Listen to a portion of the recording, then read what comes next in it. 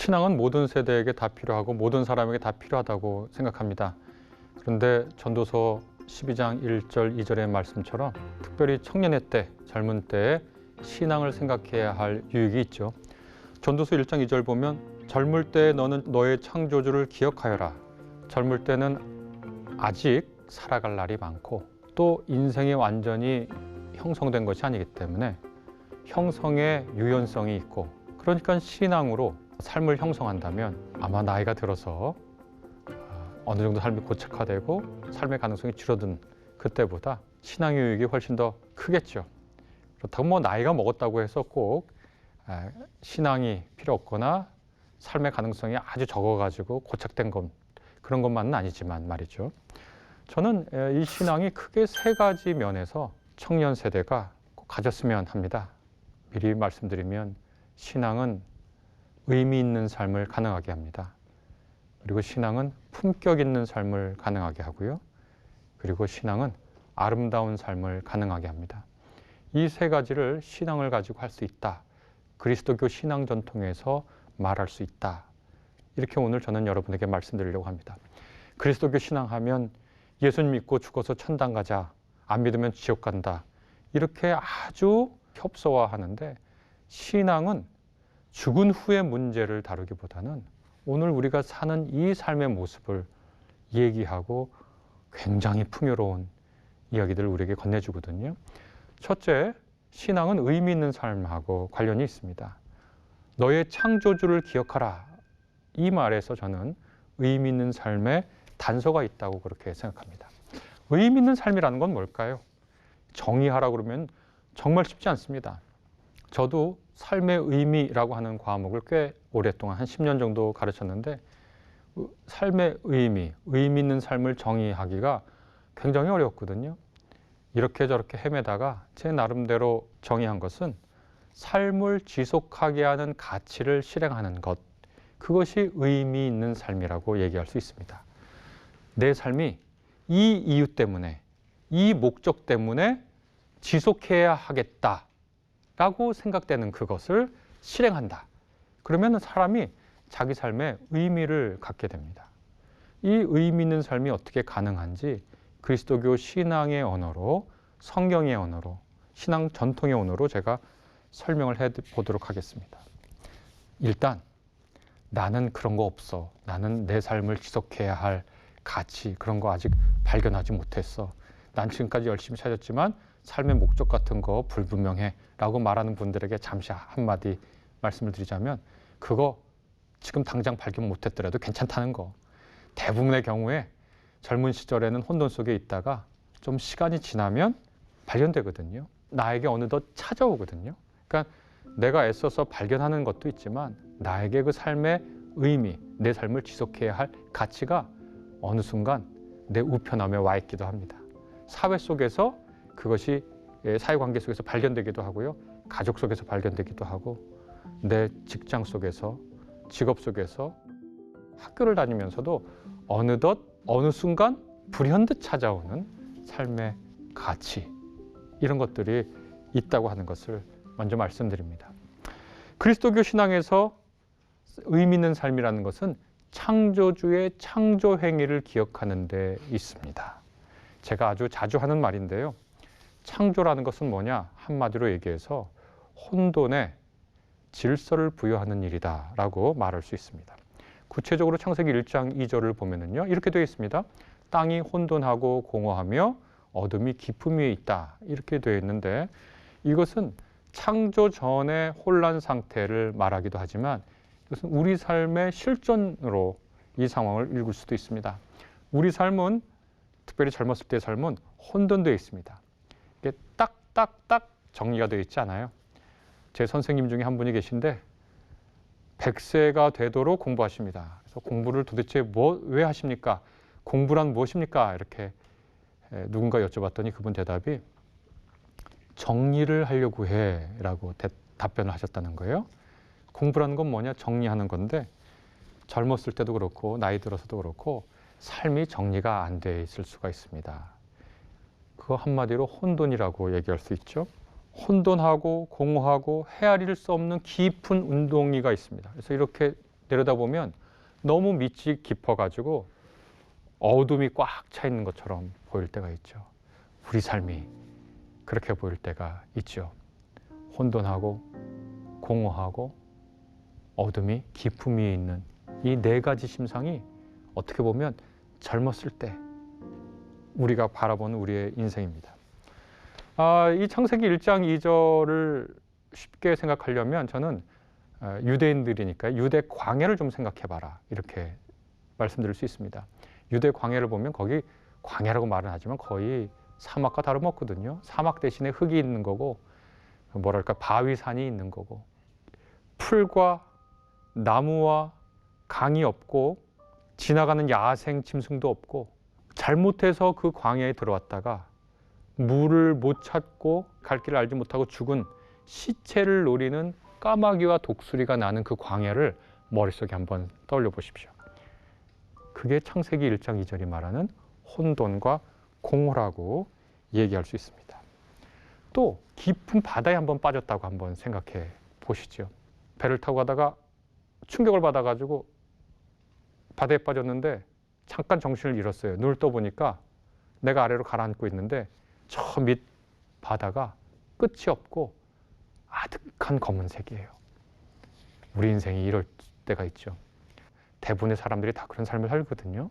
그렇거든 자기 앞에 놓인 인생이 의미 있는 삶은 뭔가 하나님의 창조를 우리 삶과 사회에 구현하는 겁니다.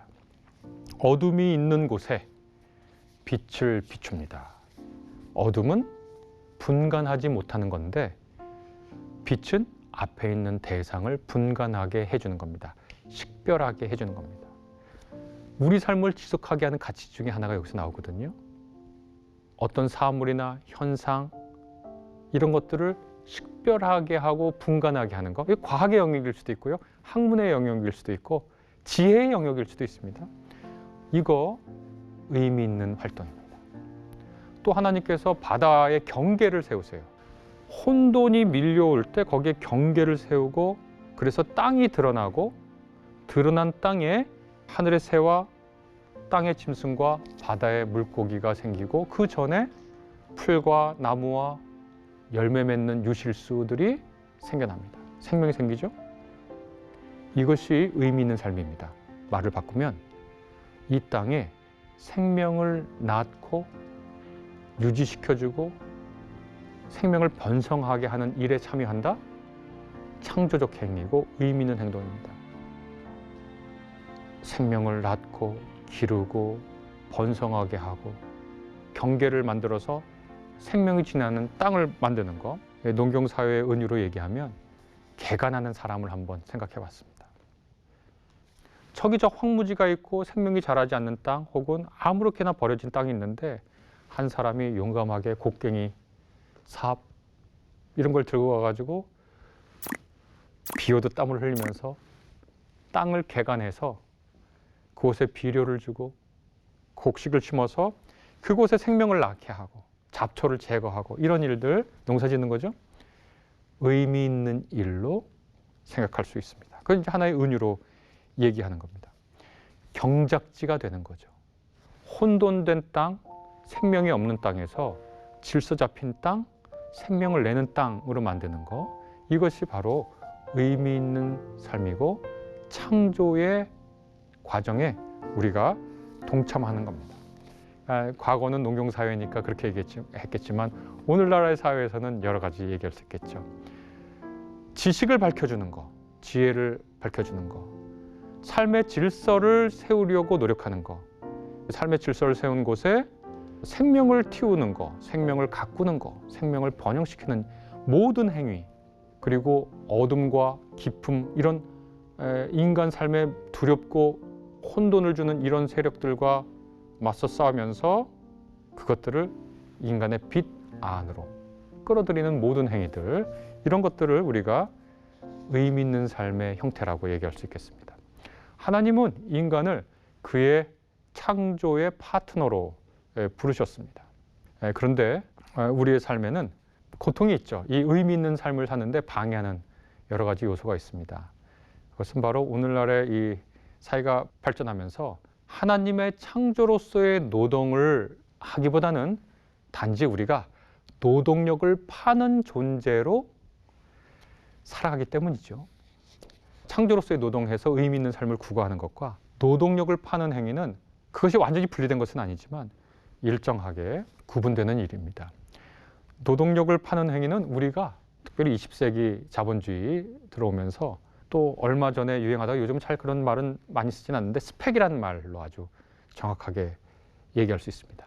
학교 어디 나왔냐, 뭐 자격증 뭐냐, 어학연수 갔다 왔냐, 영어는 뭐 하냐, 어떤 언어 하냐, 뭐 그런 어떤 한 사람이 갖춰야 할 자격과 능력을 스펙이라고 얘기를 하더라고요. 그래서 그 스펙이라는 단어가 어디서부터 유래했는지를 찾아보니까 어떤 한 물품 포장지에 이게 규격이 얼마나가 되고 뭐 재질이 뭐고 거기에 써 있는 게 스펙이라고 하더라고요. 인간이 노동력을 판다고 하는 행위는 대체 가능한 존재로서 다시 말해서 컨베이어 벨트의 부속품처럼 앉아서 일하는 것. 이 행위로 창조의 노동이 완전히 대체된 것. 이것이 우리를 고통스럽게 합니다. 왜냐하면 창조 행위는 내가 주체적이고 내가 기획하고 그 과정에서 내가 나의 자기를 실현하고 나의 창조적 행위를 통해서 나를 구현하고 또 옆에 있는 하나님께서 인간을 창조의 파트너로 삼으셨듯이 우리도 우리 옆에 있는 동료 인간을 창조의 파트너로 삼는 것이 의미 있는 삶인데 노동력을 파는 사회가 되는 것은 내가 주체적으로 기획하기보다는 파편화되고 분절화되고 분업화하고 전문화된 곳에 내가 기계 부속품처럼 가서 그 일을 하다가 부품처럼 있다가 내가 낡으면 다른 부품으로 대체되니까 오늘날의 사회에서 의미 있는 삶으로서 창조적 노동을 하기에는 어려운 측면이 생기게 되었습니다. 그럼에도 불구하고 이 기독교 신앙은 오늘날의 현실이 이렇다고 하더라도 어떤 방향으로 우리의 삶을 방향 지어야 의미 있는 삶이 되는지를 알려주는 통찰이 있거든요. 의미 있는 삶은 뭐냐? 우리 삶을 지속하게 하는 이유가 되는 가치, 그것들을 실행하는 삶이다. 그런 것들은 뭐냐? 하나님의 창조 행위를 담는 것이다. 하나님의 창조 행위라는 것은 무엇인가? 그것은 혼돈의 질서를, 어둠의 빛을, 공허한 곳의 생명을, 기품을 우리 앞에 놔두어서 개간되지 않은 땅을 개간하고 그 과정에서 주체적이고 기획하고 자기 실현하고 그리고 자기의 창조성을 구현하는 존재로 우리가 우리 창조성을 구현할 때 정말 신나거든요. 기쁘고 창조성을 구현하는 존재로 더불어 하나님이 우리를 창조의 파트너로 삼으셨듯이 다른 사람도 내 창조의 파트너로 삼아서 일하는 거. 이것이 기독교 신앙이 알려주는 의미 있는 삶의 방향이다. 이렇게 얘기할 수 있겠습니다. 기독교 신앙은 두 번째, 품격 있는 삶을 가능하게 해주는데요.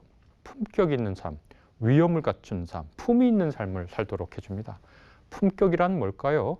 한 사람이 가진 바탕과 성품과 인품이 다른 사람을 감화시킬 수 있는 성질을 우리가 흔히 품격이라고 그렇게 부르잖아요. 그래서 사람들은 누군가의 말과 행동과 생각이 일상적인 수준에 머물러 있지 않고 품격을 갖고 품위 있게 행동하면요, 그 사람처럼 되고 싶어요. 그 사람을 닮고 싶어요. 이것은 부러운 것하고는 달라요. 오늘날의 사회에서 우리는 소유 중심의 사회이기 때문에 소유한 것을 부러워할 수는 있어요. 누가 가진 돈을 부러워할 수 있어요. 누가 사는 집을 부러워할 수 있고 자동차를 부러워할 수 있어요. 그 사람이 가진 지위를 부러워할 수 있어요. 그런데 부러워하면서 나도 그 사람처럼 되고 싶어 라고 말해요? 아니면 나도 그 사람이 가진 것을 가졌으면 좋겠어 라고 말해요? 우리가 전자처럼 말해도 속마음은 나는 나 있는 상태 그대로 그 사람이 가진 걸 갖고 싶어 해요.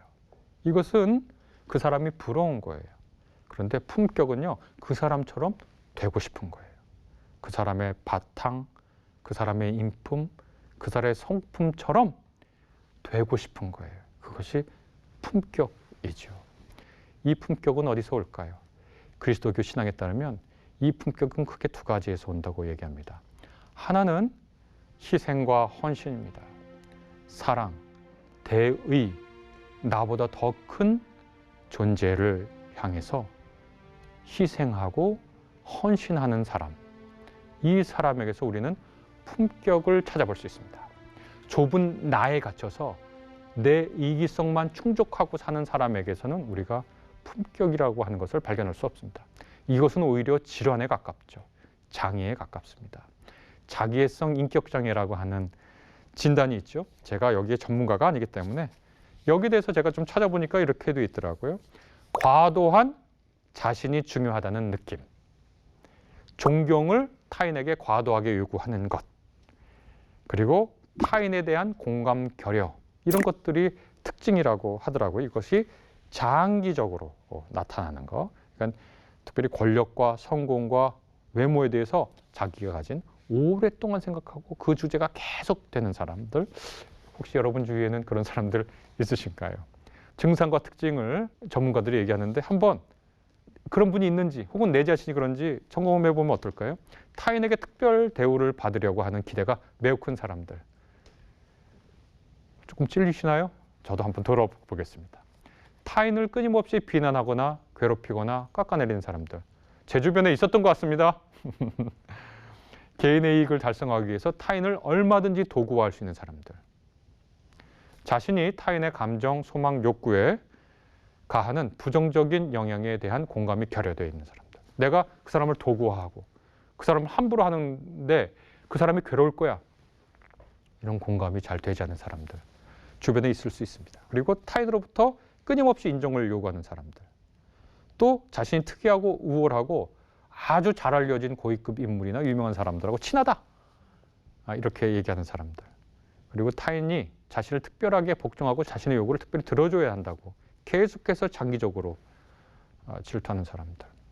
타인을 강렬하게 질투하고 다른 사람들은 나를 질투할 거라고 끊임없이 믿는 사람들.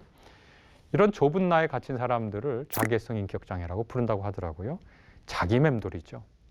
이런 사람들에게는 품위를 발견하기, 품격을 발견하기 어렵습니다. 품격은 나를 사로잡는 보다 큰 것, 대의나 사랑이나 보다 아름다운 것에 헌신하고 기꺼이 희생할 수 있는 그런 자세와 태도에서 품격이 나옵니다.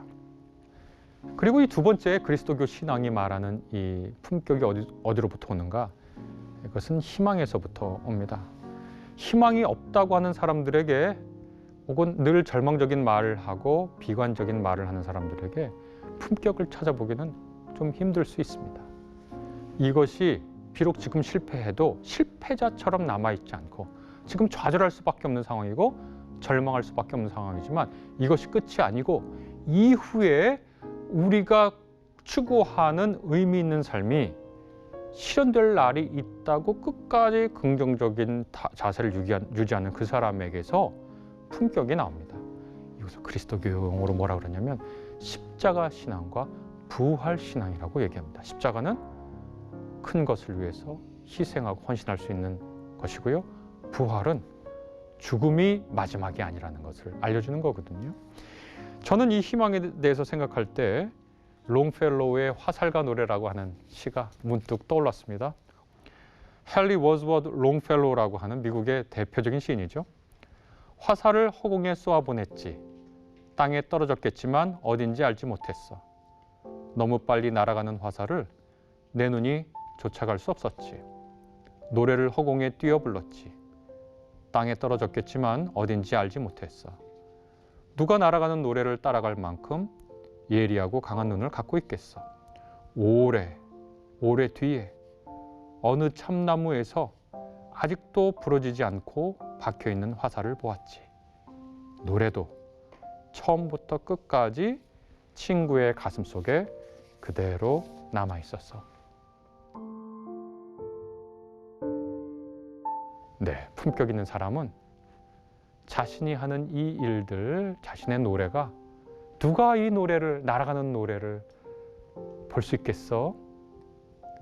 라고 많은 사람들이 생각하겠지만 어느 날 보니 친구의 가슴에 처음부터 끝까지 그 노래가 있었고 그 노래를 그 친구가 부르고 있었다는 걸 확인하면 우리는 어느 순간에도 품격을 유지할 수 있죠.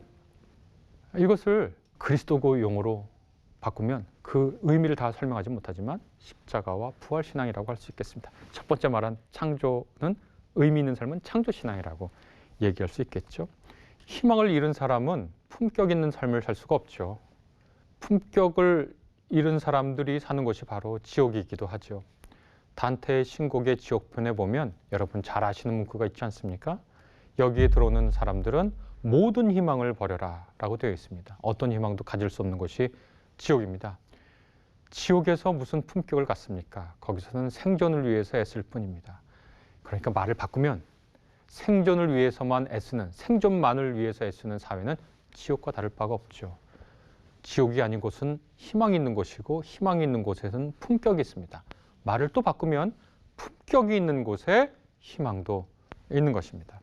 희망은 단지 미래에 관련된 것만 아닙니다. 희망이라고 하는 것은 과거의 역사를 통해서 역사가 어떤 방향으로 흘러가고 있다고 하는 역사의식을 가지고 오늘 해야 할 일을 하고 그것이 미래에 실현되었다고 하는 인간이 가진 상상력을 오늘에 구현하고 사는 것이 바로 희망의 본질적인 모습이라고 얘기할 수 있겠습니다. 희망은 우리 마음속에 이미 있는 것입니다. 그리고 그 있는 것을 구현하고 사는 것이 품격 있는 사람의 삶이라고 얘기할 수 있겠습니다. 그래서 희망을 가진 사람은 이미 성취한 사람입니다. 예전에 들은 이야기인데요. 좀 인상 깊어서 기억하고 있습니다. 월트 디즈니라는 사람이 있지 않습니까? 그분이 디즈니랜드가 구현될 생각을 가지고 그걸 기획하다가 그거 완성되기 전에 숨을 거두게 됐는데 그 완공식에 누군가가 그렇게 얘기를 했다는 거예요. 그 디즈니께서 실제로 이걸 봤으면 얼마나 좋았을까. 그 디즈니 부인이 하시는 말씀이 무슨 말씀이냐고. 월트 디즈니는 이미 그분의 마음속에서 이 디즈니랜드를 봤다고. 우리에겐 미래지만 그분의 마음속에는 실현된 현재라고. 바로 그렇게 실현된 현재를 갖고 있는 사람들이 바로 희망할 수 있는 사람이고 이 사람이 희생할 수 있고 헌신할 수 있고 바로 이러한 희망을 부활신앙으로 그리스도께서 우리에게 보여주셨습니다. 바울은 고린도전서에서 바로 이렇게 십자가와 부활의 삶을 살아가신 예수님과 자기 자신을 두고 우리에게 이렇게 권면합니다. 내가 그리스도를 본받는 자가 된 것 같이 너희도 나를 본받는 자가 되라. 무엇을 본받을까요? 그분의 외모나 말솜씨가 아니죠. 그분의 십자가와 부활에서 나타난 희생과 헌신 그리고 희망의 힘을 우리가 본받는 거죠. 그렇게 그리스도교의 신앙은 우리를 품격 있는 삶으로 인도합니다.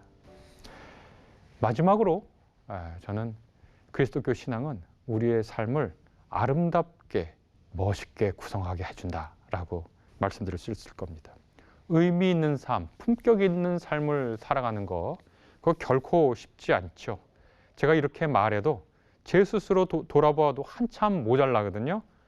별 형편없어요. 그냥 애쓰려고 하고 노력하려고는 하지만 대단치 않습니다.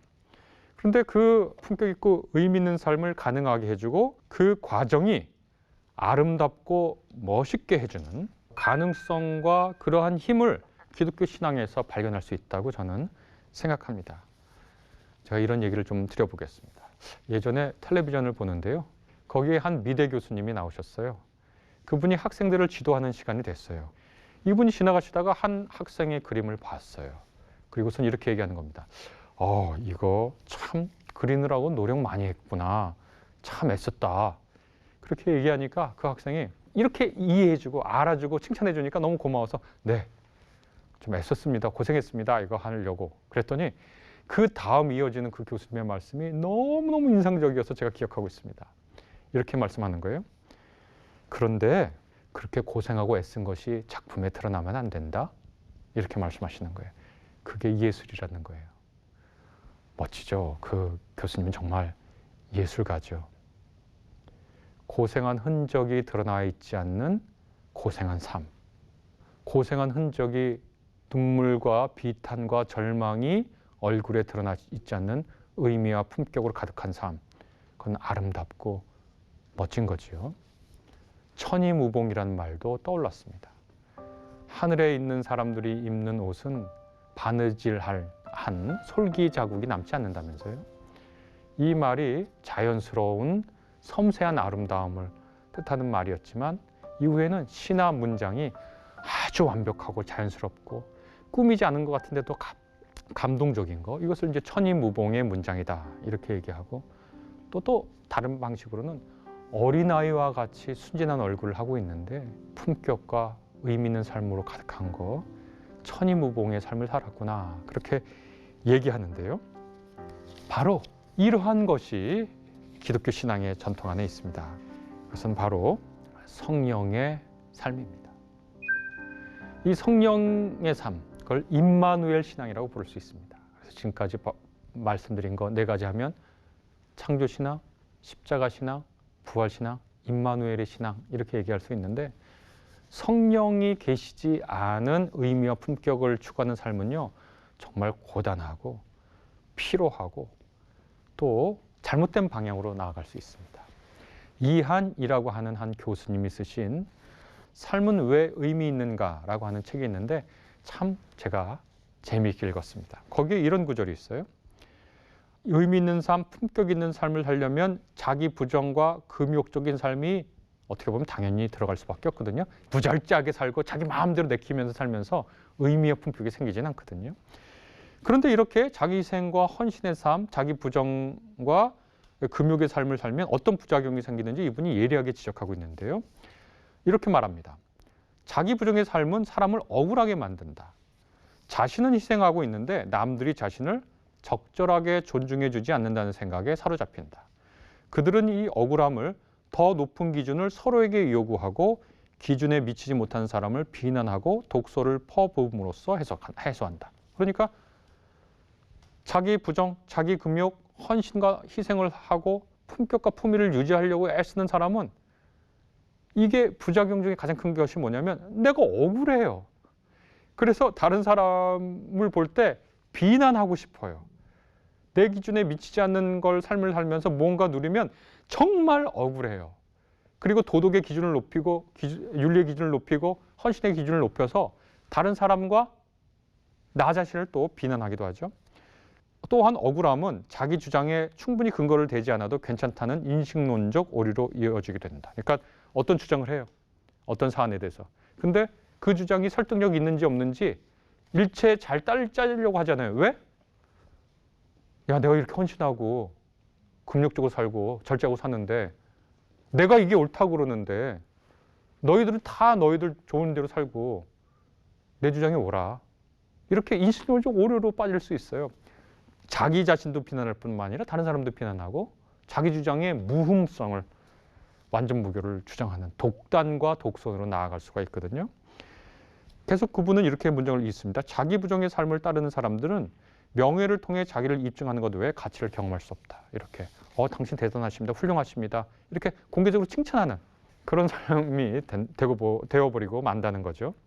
그런데 그리스도의 신앙은 품격과 의미를 구현하면서도 천이무봉으로 이것을 가능하게 해주고 아름답고 멋있게 이것을 해주는 신앙 고백이 있습니다. 저는 이것에 대해서 생각할 때 갑자기 찬송가 한 장이 떠올렸습니다. 내가 매일 기쁘게 순례의 길 행함은 주의 팔이 나를 안보하며 내가 주의 큰 복을 받는 참된 비결은 주의 영이 함께함이라. 성령이 계시네. 할렐루야 함께 계시네. 좁은 길을 걸으며 밤낮 기뻐하는 것 주의 영이 함께함이라. 나와 동행하시고 모든 염려하시니 나는 숲의 새와 같이 기쁘다. 내가 기쁜 마음으로 주의 뜻을 행함은 주의 영이 함께함이라. 성령이 계시네. 할렐루야 함께 계시네. 좁은 길을 걸으며 밤낮 기뻐하는 것 주의 영이 함께함이라. 아름다운 찬송가죠. 저는 이 말씀 준비하면서 이 찬송가를 속으로 계속 되뇌었습니다. 성령이 계시네. 할렐루야 함께 하시네. 좁은 길을 걸으며 항상 기뻐하는 것. 나는 숲의 새와 같이 기쁘다. 그 찬송이 성령을 통해서 가능합니다. 성경을 찾아보면 바로 이 성령이 하나님의 창조의 영으로서 창조 과정에 함께 하셨죠. 그래서 하나님께서 창조하시고 난 후에 그것을 고되다, 힘들다, 나 애썼다, 나 지쳤다 이렇게 말씀하지 않으시고 창조 과정이 끝난 후에 토브, 야 너무 멋진데? 정말 아름다운데? 정말 잘 만들었어. 감탄하며 의미 있는 삶을 가능하게 하신 분이 하나님의 영이다. 또 예수님의 품격 있는 삶 처음부터 끝까지 함께 하셨죠.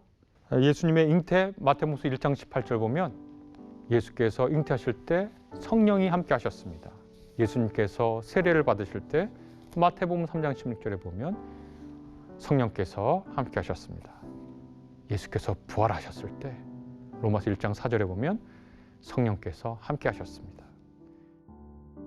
그래서 요한복음서 20장 22절에 보면 바로 이 성령께서 우리를 품격 있게 하고 우리를 창조 가운데 기쁘고 아름답고 멋있게 하기 때문에 예수께서 우리를 향해서 숨을 내쉬면서 성령을 받으세요. 성령으로 옷 입으세요. 라고 우리에게 말씀하시잖아요. 바울은 언뜻 보면 수많은 고통을 겪은 사람이죠. 그의 고난 목록이 있습니다. 얼마나 고생했는지 얘기 있는데 우리가 그를 고생한 사람으로 기억하지 않습니다. 우리는 그를 아름다운 사람으로 기억하죠. 이유는 뭐냐면 그분이 성령의 열매를 알고 행했기 때문이죠. 성령의 열매가 무엇이 있겠습니까? 갈라디아서 5장 22절에서 23절을 보면 성령이 함께하는 삶은 사랑하고 기뻐하고 서로 어울려 잘 지내고 인내할 수 있고 서로에게 친절할 수 있고 선한 행동을 할 수 있고 또 서로에게 신실할 수 있고 온유할 수 있고 그리고 기쁨으로 절제할 수 있는 것. 그러니까 이 성령이 함께하는 임마누엘의 시상 속에서 우리는 아름다운 삶을 구가할 수 있습니다. 그 삶을 살아갈 수 있습니다. 젊은 분들에게 저도 젊지만요. 그렇게 우겨보겠습니다. 젊은 분들에게 기독교 신앙은 무엇인가? 어떻게 얘기할 수 있겠는가? 저는 그 질문을 받을 때마다 늘 에베소서 2장 10절을 떠올립니다. 거기 보면 하나님은 우리를 포이에마로 만드셨다. 우리는 하나님의 포이에마다. 포이에마는 작품이라는 거거든요. 작품은 그냥 아무렇게나 만든 게 아니라 애써서 만든 거예요. 예술과 하나님이 예술 작품인 인간을 만드셨어요. 우리는 다 예술 작품입니다. 포이에마라는 뜻에는 시라는 뜻도 있습니다. 그러니까 하나님이 우리를 시로 지으신 거예요. 시인 하나님이 우리를 시로 지으셨어요. 우리는 하나님이 애써 만든 작품입니다. 여러분도 작품입니다. 작품과 시는 어떻게 존재합니까? 품격 있게 존재하고 의미 있게 존재하고 무엇보다 아름답게 존재하죠. 하나님이 창조하신 이 창조 세계는요. 하나님이 계시는 신전입니다. 그리고 우리는 거기에 신상입니다. 하나님의 작품 신상, 하나님의 이미지, 하나님의 형상이라는 게 신상이라는 뜻이거든요. 하나님의 형상입니다. 기독교 신앙은 우리를 하나님의 포이에마, 하나님의 작품으로 살아가게 합니다. 품이 있고 의미 있고 아름다운 삶으로. 저는 젊었을 때 이 신앙의 세 가지 차원을 가지셨으면 어떨까 이렇게 권해드립니다.